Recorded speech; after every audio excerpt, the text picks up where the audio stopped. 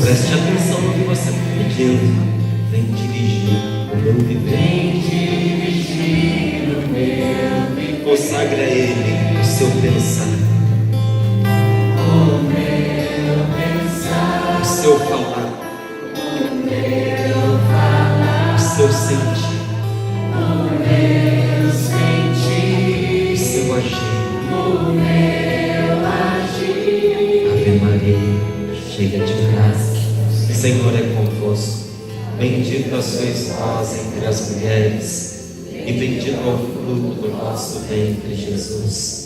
Santa Maria, Mãe de Deus, rogai por nós, pecadores, agora e na hora de nossa morte. A nossa proteção está no nome do Senhor. Pelo sinal da Santa Cruz, livrai-nos Deus, nosso Senhor, dos nossos inimigos, sim, do Pai, do Filho e do Espírito Santo. Amém. Abra sua Bíblia comigo, por favor, em Isaías, capítulo 58, versículos do 8 ao 11. Isaías 58, do 8 ao 11.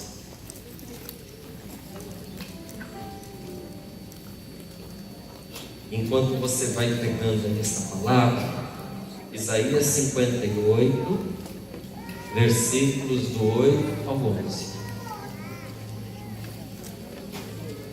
E eu vou, enquanto você pega essa palavra aí na Bíblia, eu vou te dizendo algumas coisas que eu tenho percebido, algumas impressões que eu tenho a partir do que a gente vai conhecendo na palavra de Deus.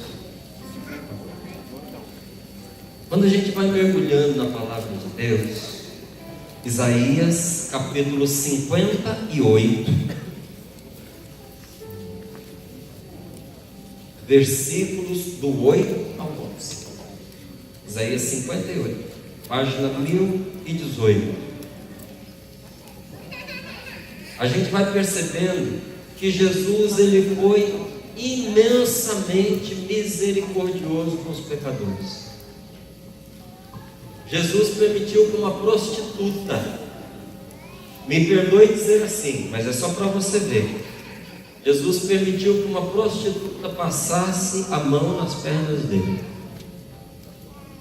porque foi uma prostituta que entrou na casa de Simão, se jogou na altura das pernas de Jesus.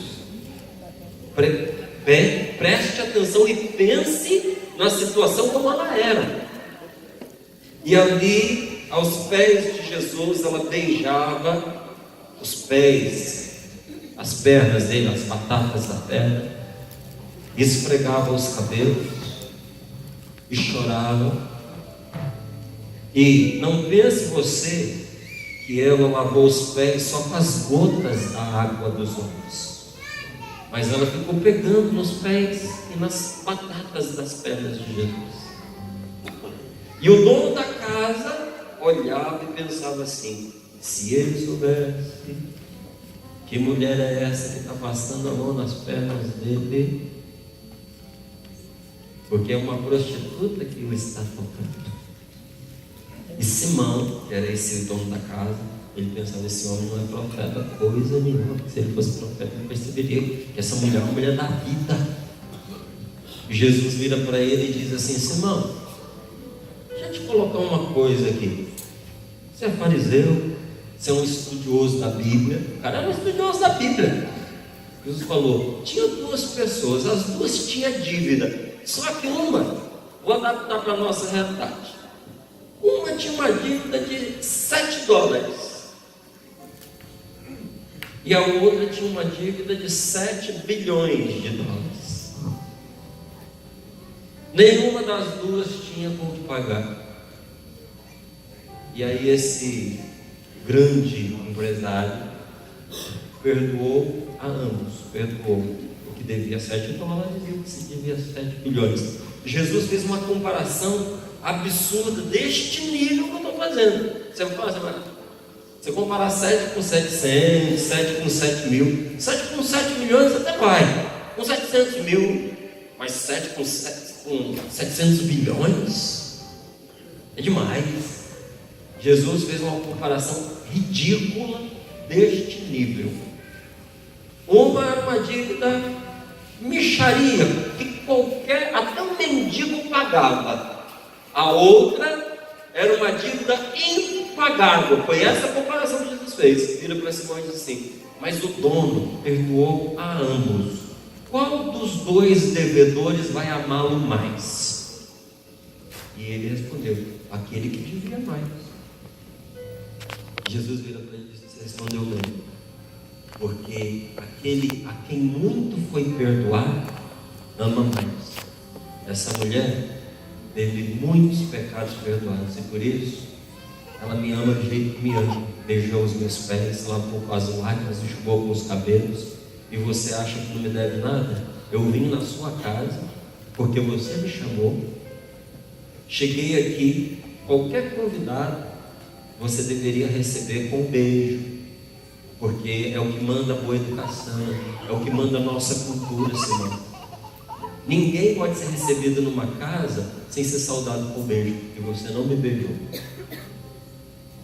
Você não me deu água para lavar os pés, que era outra coisa, que era obrigatório quando você recebia alguém. Mas essa mulher lavou os meus pés com as lágrimas. Você não me deu óleo para eu passar. Porque hoje, você vai aqui em qualquer mercado aqui perto, você compra os cosméticos. Na época de Jesus, o cosmético era o azeite. Depois você enfrentar o sol da Palestina, o sol de Israel, andando num lugar desértico, sem árvore para você se esconder embaixo. Não tinha edifício para fazer sombra, não tinha marquise, era a natureza. E debaixo de um sol escaldante, para você ir na casa de uma pessoa, você tinha que enfrentar o sol, não tinha sombrinha. A pessoa ia coberta. Por que eles andam cobertos daquele jeito? Para se proteger do sol. Você já viu nos filmes? A pessoa naquele calor, ela é totalmente coberta. Você vai falar: deve passar o calorão. Não passa calor porque não usa aquela roupa.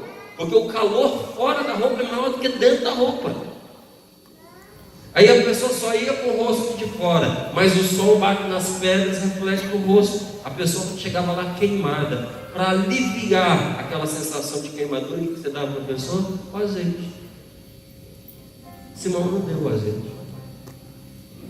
E Jesus diz: mas ela não parou de afagar os meus pés com os cabelos desde que eu cheguei aqui. A ela muito foi perdoado porque ela muito amou. Então veja, Jesus se deixou tocar por uma prostituta. Jesus chamou um cobrador de impostos. Não era um homem muito legal? Mateus. Cobrador de imposto não era a gente da força devia confiar.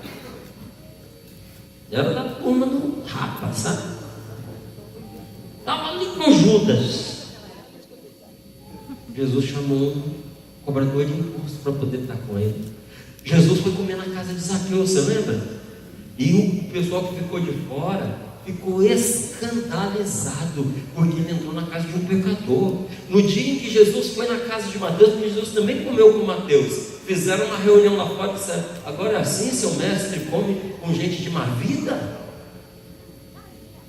Nunca se ouviu dizer que Jesus pôs o dedo na cara de alguém e falou assim: você, porque pecou, não vai entrar no reino dos céus. Só que preste atenção, Jesus falou uma outra coisa, na qual ele disse que quem fizer ou deixar de fazer não vai entrar no céu. Ele disse: se algum de vocês não perdoar o seu irmão do pecado que cometeu, você não vai entrar no reino dos céus. Faz as pazes com a pessoa. Lembra dessa parábola? Antes de chegar diante do juiz. Porque quando chegar ali e a pessoa te entregar para o juiz, você só vai ser liberado depois de pagar tudo o que deve. Terrível, não é? Jesus, ele diz que quando nós formos orar, se nós nos colocarmos de comum acordo, tudo que nós pedirmos ao Pai do céu nos será dado. Se nós colocarmos o nosso coração de acordo com as pessoas que nós estamos vivendo com elas. O que é isso? Fazer as pazes. Quando o Senhor é interpelado por Pedro, né, diante da figueira seca, você lembra dessa passagem? Olha, Jesus, olha, mestre, a figueira que tu amaldiçoaste secou até a raiz. O senhor lembra da figueira que ontem o Senhor foi colher figo nela, ela estava verdinha, mas não era tempo de figo, e o Senhor amaldiçoou, ela secou até a raiz. E Jesus disse para ele assim: se tiverdes fé igual a de um grão de mostarda, dirás a este monte: sai daqui e muda para lá, e ele o fará. Porque tudo, se pedirdes com fé, olha lá, obtereis este milagre. Mas quando vos puserdes de pé para orar, eu não estou pegando essas passagens para dizer rápido, mas quando vos puserdes de pé para orar, perdoai se tiverdes alguma coisa contra alguém. E uma que para mim ela é fatal, está lá em Lucas 6,36. Depois você pega. Jesus diz assim: não julgueis e não sereis julgados, não condeneis e não sereis condenados, perdoai e sereis perdoados. A medida que você usar para os outros, essa é a medida que Deus vai usar para você. Se você for ruim, já sabe. Se você exigir justiça, Deus vai exigir de você justiça. Se você não abrir mão do pecado de ninguém, todos os seus pecados serão levados em conta. E ele diz mais: a medida que usares para o outro será usado para você. Você vai receber uma dose caprichada, batida, calcada e transbordante. Lembra dessa passagem? Imagine você com um balde que você usou para medir a pessoa. Esse mesmo balde você vai receber cheio, socado e transbordando. Se você for generoso, se você perdoar, no seu balde vai ter perdão enfiado, socado, calcado e transbordando. Mas se você na sua vida fez questão de não deixar passar nada do que as pessoas fizeram com você, o que é que vai ter no seu balde? Me responda. Aí eu vou esperar você responder. Me responda, o que vai ter no teu? Vai ter cobrança, vai ter exigência, você vai ter que prestar contas. E transbordando, inclusive. Ela falou que na mesma medida, e transbordando, você vai receber um bocadinho a mais. Tudo que a gente faz nesta vida, gente, volta para nós multiplicado. Você sabia disso? O que você plantar, você vai colher. Quem aqui já plantou alguma coisa na vida? Levanta a mão. O que você plantou? Melancia, milho, feijão, limão, goiaba vermelha. Muitos aqui fizeram a experiência do plantio. Uma coisa interessante que a natureza nos ensina: na hora que você vai plantar, você põe uma semente. No dia em que você vai colher, você colhe um punhado. Ninguém que plantou uma semente, ninguém nunca colheu só uma semente. Quando você planta, você colhe muito mais do que o que você plantou. O que você semeia, você vai colher. Se você semeia discórdia, você menos esperar, Deus planta para tudo quanto é lado. Quem começa a semear mentira, quando vê está cercado de mentira. Quem começa a semear fofoca, quando vê está perdendo a vida, porque quem foi prejudicado encheu-se de ódio e foi contra a pessoa. Quem gosta de tirar sarro de todo mundo, porque tem gente que gosta de tirar sarro de todo mundo, um dia todo mundo se une contra ele e ele fica destruído. Aquilo que a gente planta volta para nós multiplicado. Mas quando a gente planta amor, quando a gente planta atenção, quando a gente planta carinho, quando a gente perdendo para ajudar os outros, a gente está sempre se oferecendo para poder ajudar quem necessita. A vida, gente, dá as suas voltas e nos retorna com muito mais. Por isso essa palavra que você abriu aí é tão importante para nós. Olha o que essa palavra diz, olha o que ela fala, daquilo que para Deus é mais caro. daquilo que para Deus é mais precioso. Olha esta promessa, Isaías 58, versículos do 8 ao 11, diz assim: então a tua luz surgirá como a aurora, e as tuas feridas não tardarão a cicatrizar-se. Tua justiça caminhará diante de ti, e a glória do Senhor seguirá na tua retaguarda. Então as tuas invocações o Senhor responderá, e a teus gritos Ele dirá: eis-me aqui. Se expulsares de tua casa toda a opressão, os gestos malévolos e as más conversações, se deres do teu pão ao faminto, se alimentares os pobres, a tua luz levantar-se-á na escuridão, e tua noite resplandecerá como dia pleno. O Senhor te guiará constantemente, alimentar-te-á no árido deserto, renovará teu vigor, serás como um jardim bem irrigado, como uma fonte de águas inesgotáveis. Palavra do Senhor. Graças a Deus. Vamos aplaudir a palavra de Deus. Mas é para aplaudir como gente acordada, não como gente que sentou para escutar a pregação depois do almoço. Toda esta palavra discute um assunto. Qual é o assunto? Qual é o sacrifício que agrada a Deus? Vejam, a palavra sacrifício a gente entende de uma forma muito ruim. A gente entende como sofrimento. A gente entende como rebaixamento da gente, humilhação. A gente entende como a gente tem sempre que perder alguma coisa. Só que a palavra sacrifício é mais do que isso. Ela vem do latim sacrum facere, que significa facere, de fazer, e sacrum, de sagrado. Sacrificar é tornar sagrado.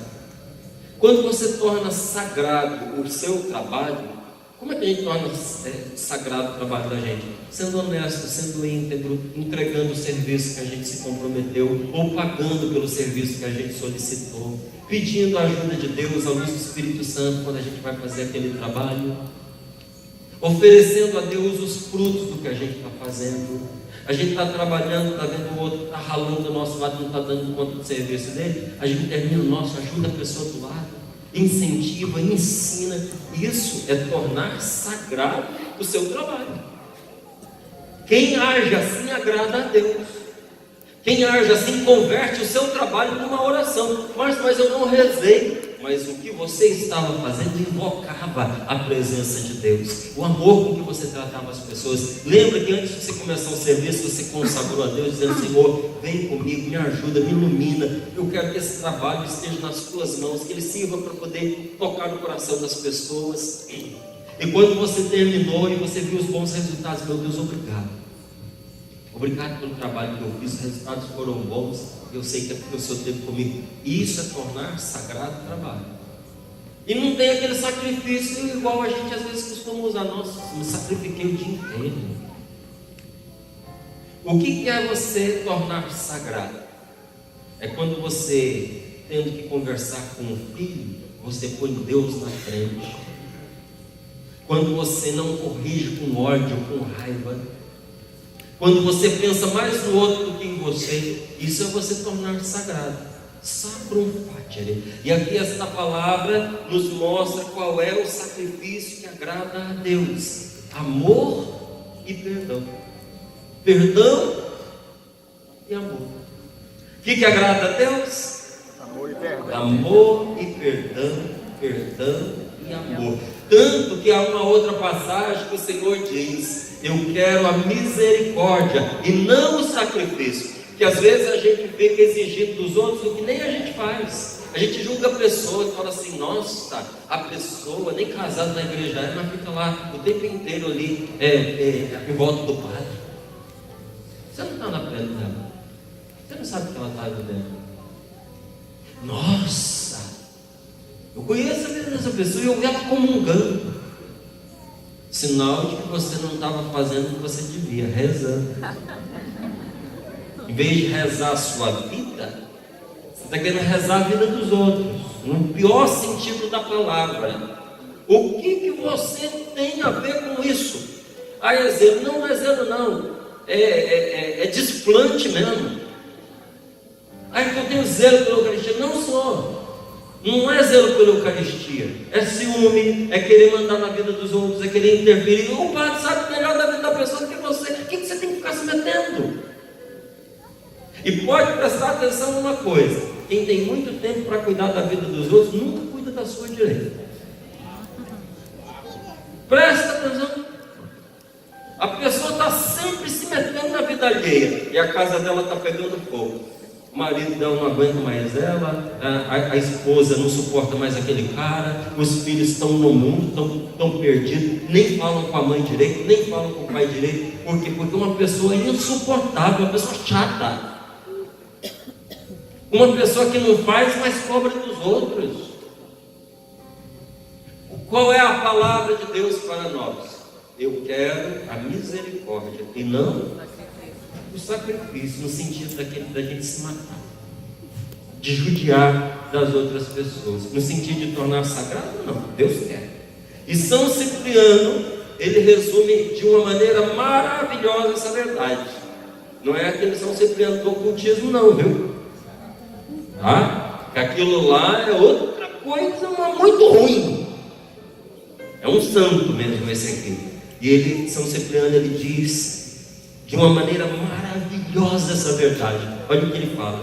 Deus, presta atenção, porque isso não está na Bíblia, mas isso é verdade de fé. Diz assim: Deus não aceita o sacrifício das pessoas que alimentam a desunião.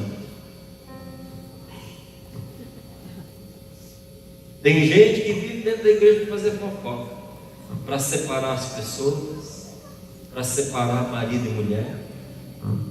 Você sabia que para magoar profundamente uma pessoa precisa duas outras? Sabia? Um sozinho não dá conta. Para magoar uma pessoa precisa duas outras. Sabe quem? Um amigo e um inimigo. O inimigo para fazer a arte e o amigo para ir correndo contar. Tem gente que é falso amigo, que a pessoa chega para outra e conta. Você viu o que falaram de você? Eu vim aqui para te defender. Nada, linguarudo, venenosa, venenoso, quer plantar discórdia. Porque se amasse mesmo outra pessoa, não contava o que vai magoá-la, sabe que vai ferir, sabe que vai magoar e vai lá semear desunião. Ah, eu estou ligando para poder te falar porque eu sou sua amiga. Eu estava lá no centro da cidade, eu vi uma mulher entrando no carro do seu marido. Você está sabendo? Eu estou ligando só por desencargo de consciência, mas às vezes é um colega de trabalho, às vezes alguém da família que veio visitar. A pessoa vai plantando a discórdia, a desunião. Nossa, você está tanto tempo aqui na comunidade, por que deram isso para aquela pessoa e não deram para você? Não era você que deveria ter subido lá no altar, ter feito a leitura naquele dia?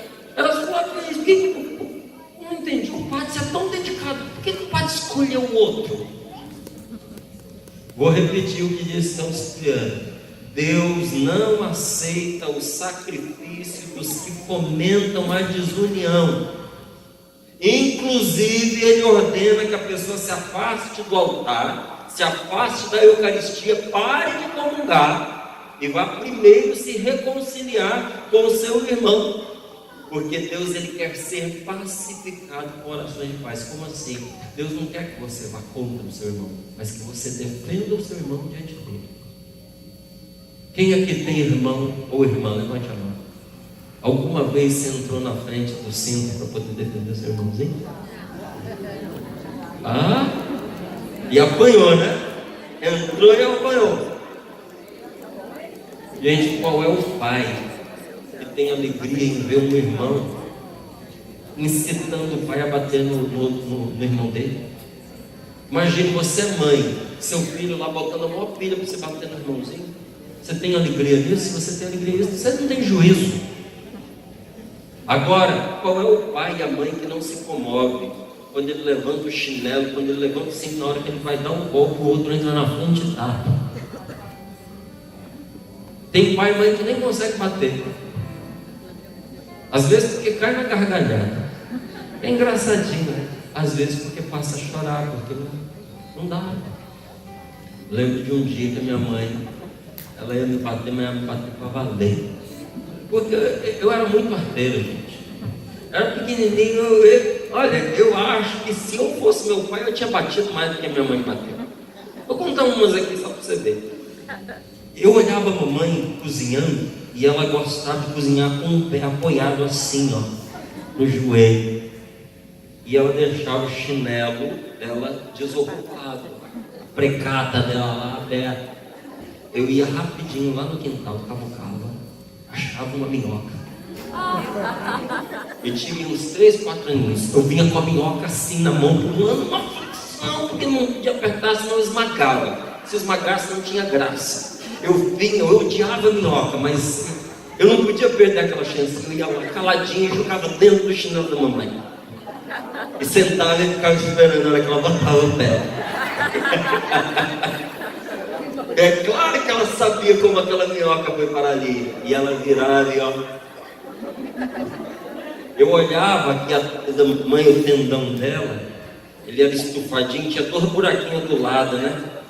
Eu quebrava o palitinho de dente, ficava esperando a mãe distrair e juntava assim, Um dia minha mãe disse que meu pai queria me matar. 3, 4 aninhos. Ele estava dormindo e eu mirei uma pedrinha de sal lá na garganta dele. Essa assim, sem comparação. Eu era pequeno, não tinha mais o que fazer. Naquela época a gente não tinha muito brinquedo. Eu descobri que o xixi era amarelinho. Eu queria ver com calma.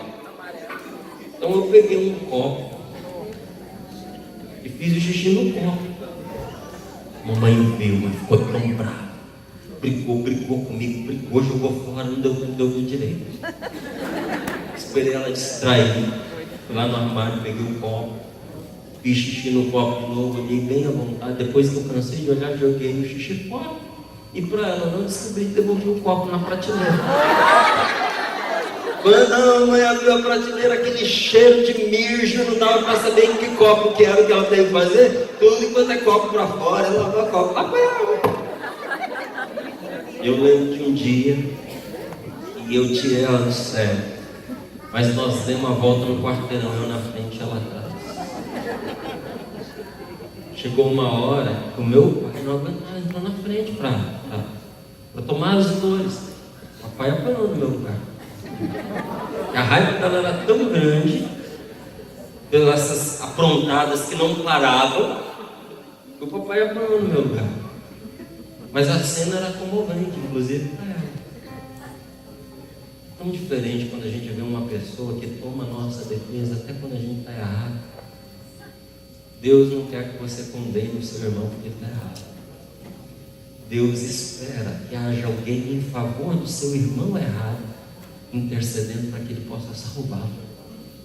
Deus quer ser pacificado pelas nossas orações. E olha, há um lamento de Deus em que ele diz: procurei alguém que entrasse na brecha, que intercedesse em favor da pessoa, e não encontrei ninguém. Gente, Deus chora ao perceber que nós tomamos posição uns contra os outros, mas nós não nos colocamos uns em favor dos outros. E tem muita família por um fio, porque não há quem reze por ela, não há quem interceda. Não há uma pessoa capaz de absorver o negativo para tirar o que é ruim da própria casa. Sabe, nós temos que ser dentro da casa da gente igual o ralo do banheiro. A sujeira da casa tem que escoar por algum lugar, tem que ser com você.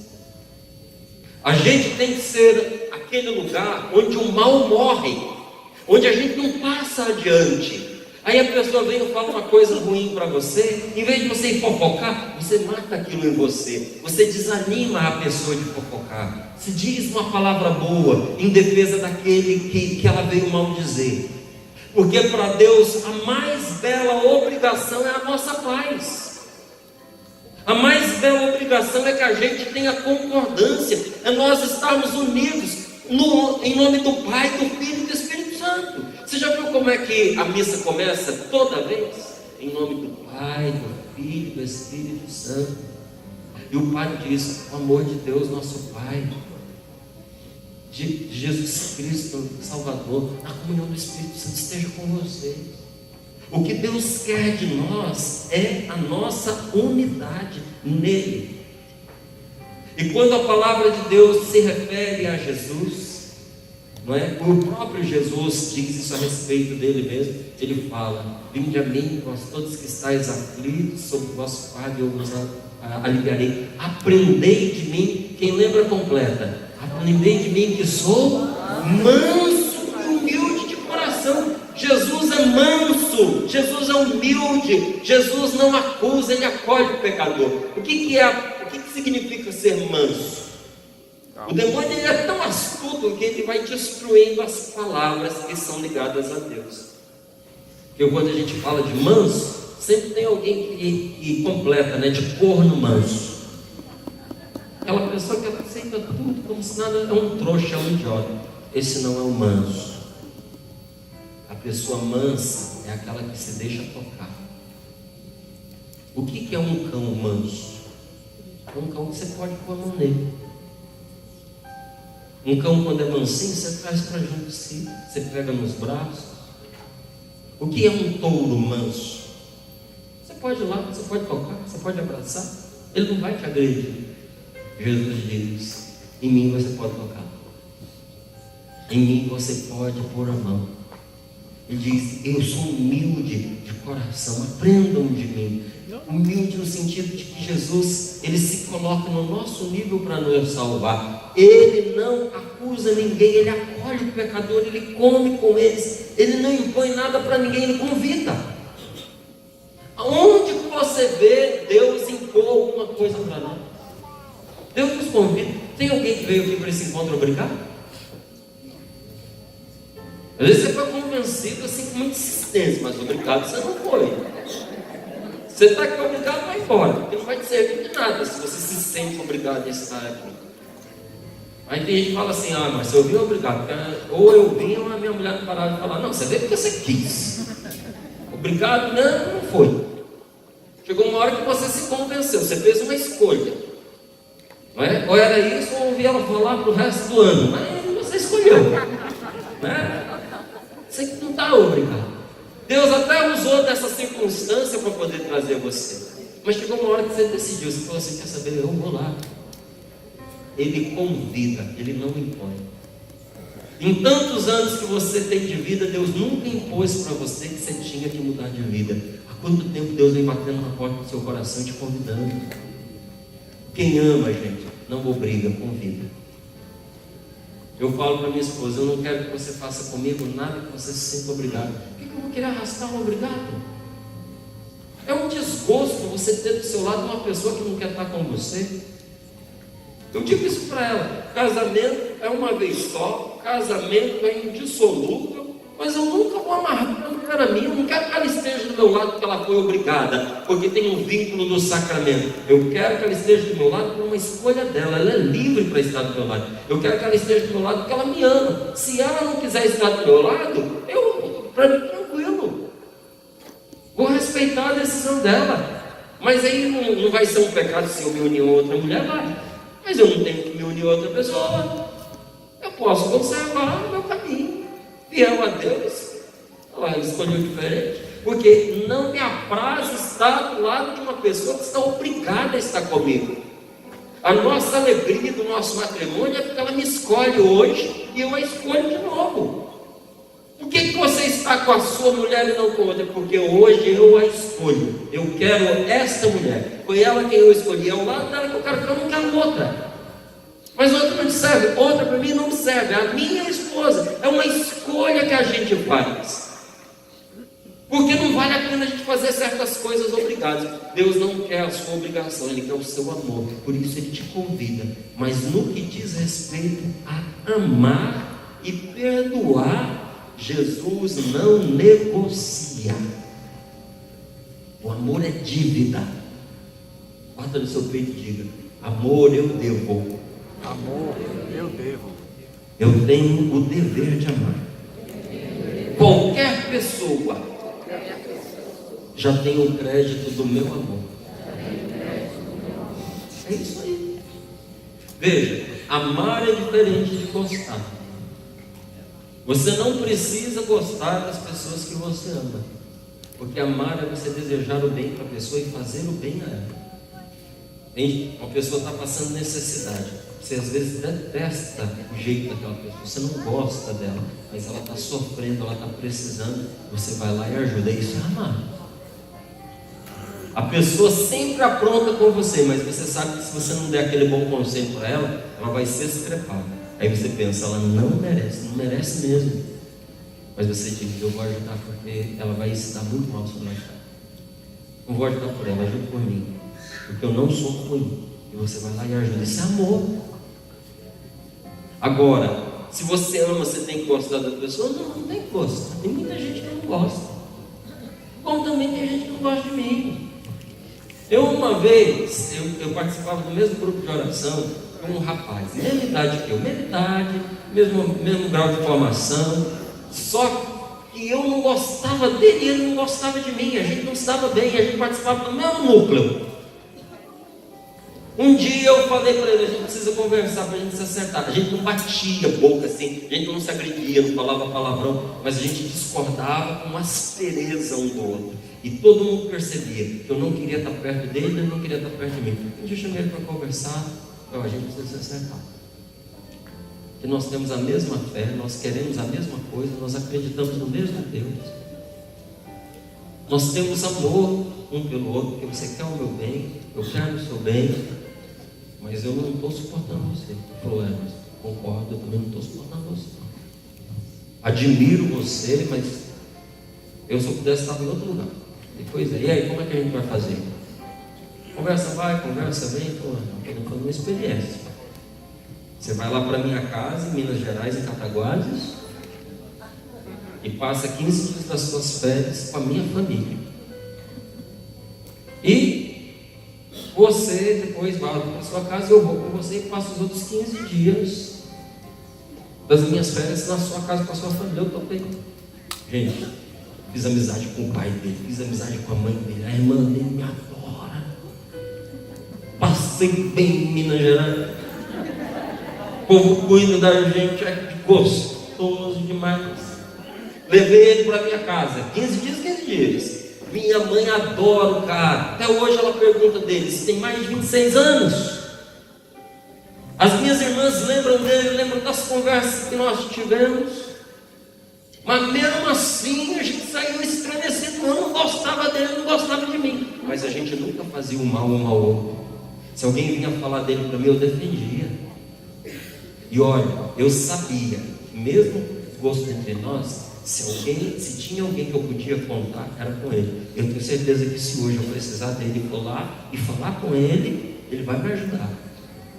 Porque pode não haver gosto, mas existe amor entre nós. Às vezes, para a gente continuar se amando bem, precisa ficar ele lá e eu cá.